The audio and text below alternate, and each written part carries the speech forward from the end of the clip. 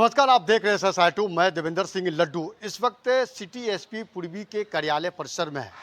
एक बड़ी घटना को अंजाम देने के फिराक में अभियुक्त पकड़ा जाता है और ये घटना मामला पटना सिटी के आलमगंज थाना क्षेत्र के बिस्कोमान गोलंबर के पास है। इस पूरे मामले में सबसे पहले सिटी एसपी पूर्वी के परिचय कुमार और आलमगंज थाना अध्यक्ष राहुल कुमार ठाकुर जी प्रेस वार्ता कर रहे हैं। क्या कुछ कर रहे हैं, पहले उनकी बात को सुनते हैं।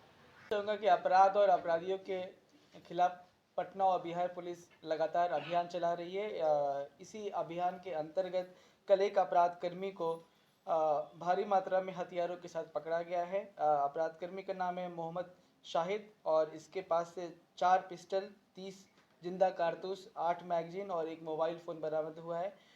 एसटीएफ के मदद से यह सूचना प्राप्त हुई कि 2 अपराधकर्मी बिस्कोमान गोलंबर से शीतला माता मंदिर की ओर ये जा रहे हैं।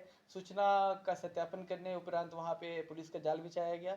पुलिस की टीम को देखकर अपराधकर्मी भागने लगे। इसी क्रम में एक अपराधकर्मी तो भागने में सफल हुआ, परंतु ये दूसरा अपराधकर्मी जिसके हाथ में बैग था और ये जिसमें हथियार भरे हुए थे, उसे गिरफ्तार कर लिया गया।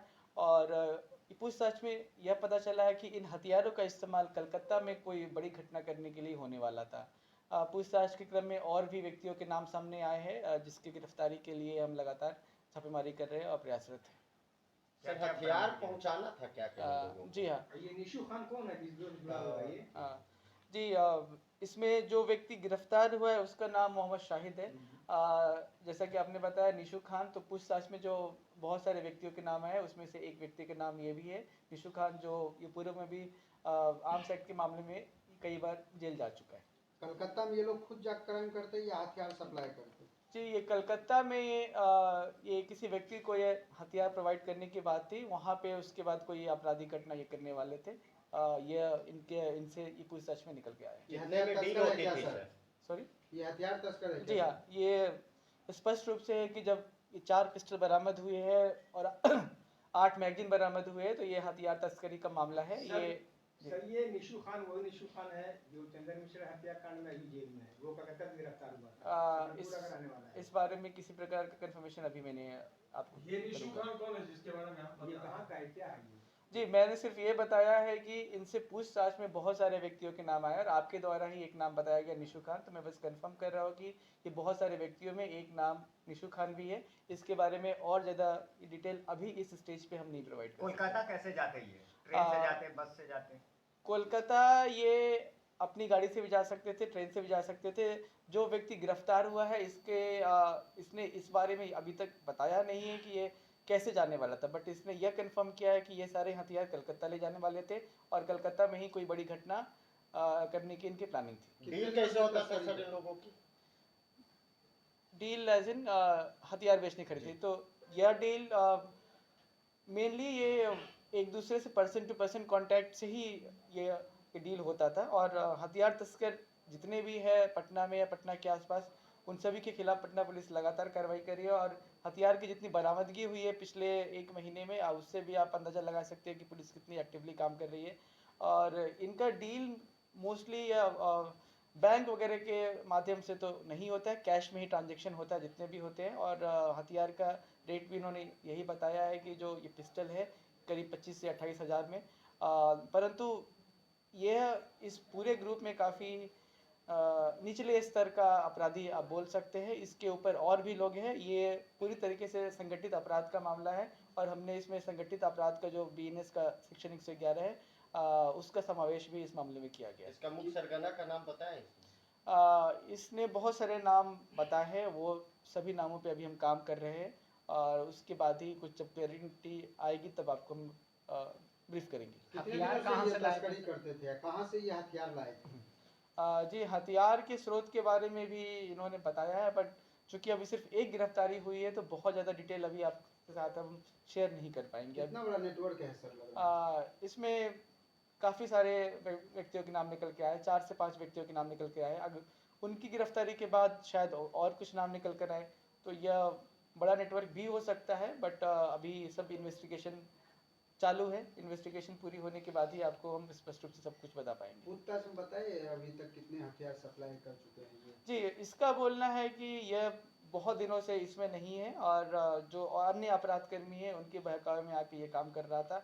इसका आपराधिक इतिहास अभी तक हमें नहीं मिला है, तो यह संभव है कि यह सच बोल रहा हो, परंतु हर एंगल से हम इस पे जांच कर रहे हैं। सर ये हथियार इसको किसने डिलीवर किया यहाँ पे? मैं फिर से बोल रहा हूँ कि इन्वेस्टिगेशन में जो अन्य व्यक्तियों के नाम आए हैं उनका नाम अभी इस स्टेज पे हम डिस्क्लोज नहीं कर निशु खान सकते। का नाम बता रहे हैं कुछ? निशु खान का नाम आपने बताया तो मैंने कंफर्म किया।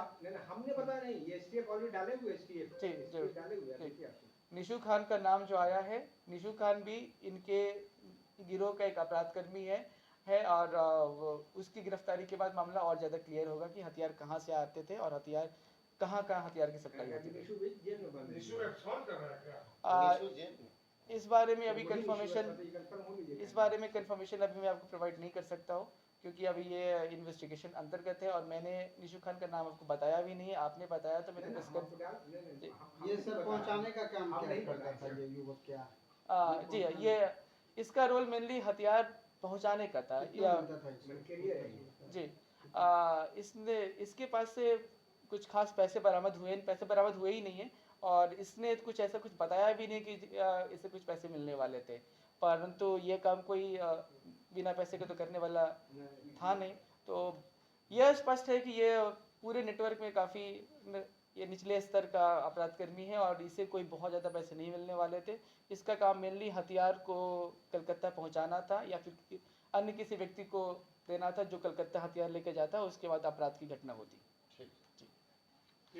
एसपी पूर्वी के अधिकारी परिचय कुमार जी तमाम चीज़ों से एक प्रेस वार्ता कर जानकारियां दी कि कैसे एसटीएफ को गुप्त सूचना मिलती है कि आलमगंज थाना क्षेत्र के बिस्कुमान गोलंबर शीतला माता मंदिर के नज़दीकी दो युवक भागते हुए नजर आता है। पुलिस द्वारा पकड़ने के बाद मालूम चलता है कि उनके पास 4 पिस्टल और 32 जिंदा कारतूस, साथ ही 8 मैगजीन और एक मोबाइल की बरामदी होती है। इस पूरे मामले में कलकत्ता में एक बड़ी लूट की घटना को अंजाम देना था और यहाँ से कलकत्ता की जाने की दिशा में था, लेकिन पुलिस की तत्परता ने एक बार फिर एक अभियुक्त को गिरफ्तार होती है, एक सफलता मिलती है और इस पूरे मामले में देखा जाए तो कुछ और अपराधियों की नाम ली गई है। फिलहाल उस मामले में पुलिस लगातार छापेमारी कर रही है। ऐसा साठ वो आप देखते रहिए, लाइक कीजिए। जय हिंद।